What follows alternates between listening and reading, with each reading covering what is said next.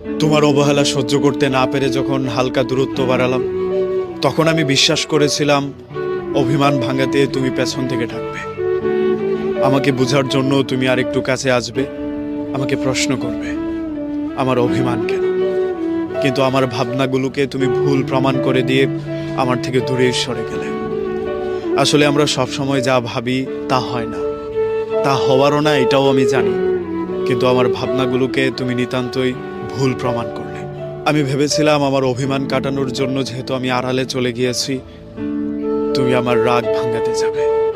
কিন্তু আমি এটা ভেবেই ভুল করেছি তুমি আমাকে পেছন থেকে ডাকবে। আসলে সবাই সেই কপাল নিয়ে জন্মায় না যে তার রাগ ভাঙানোর জন্য কেউ একজন পেছন থেকে ডাকবে, তাকে ভরসা দেওয়ার জন্য কাঁধে কেউ হাত রাখবে, তার নিঃসঙ্গ রাতকে কেউ সঙ্গ দেবে।